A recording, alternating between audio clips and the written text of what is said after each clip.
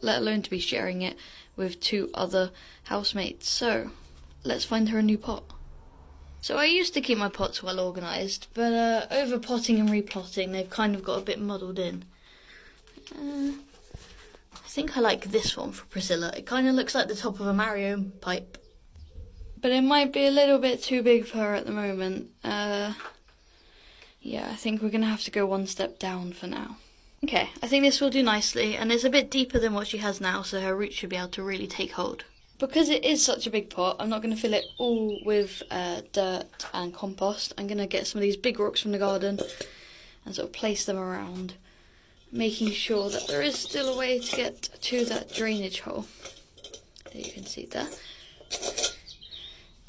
If Priscilla's roots go that deep, there'll be still space either side. It just means that you have to use less expensive compost. I put in the first little layer of compost, and I just had an idea that I think on TikTok I've seen people use moss to sort of regulate the amount of water in the soil. And, well, my greenhouse could use a bit of demossing, so I'm going to go pick some up.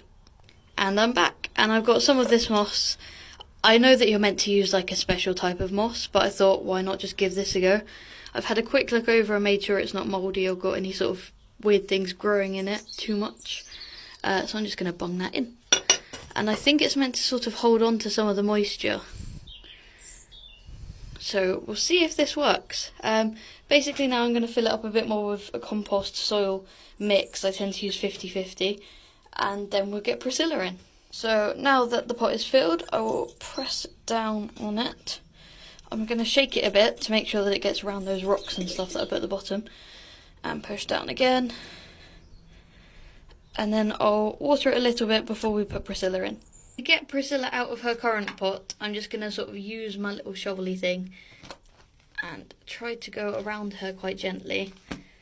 It's a bit difficult to do one-handed, so I'll let you know once she's out. So I've got her out now. You can see that her roots look pretty good. I've actually taken some dirt with her because I think it just sort of eases her in without having to break any of the roots off. When we got the house, we sort of inherited this little thing, which I've been using to make holes. But obviously, because she's taking some dirt with her, she's going to need a bigger hole.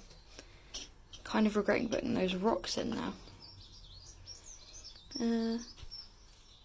Okay, I think that should be a big enough hole. And we will say, welcome Priscilla to your new home. And we just push her in gently. And there we go.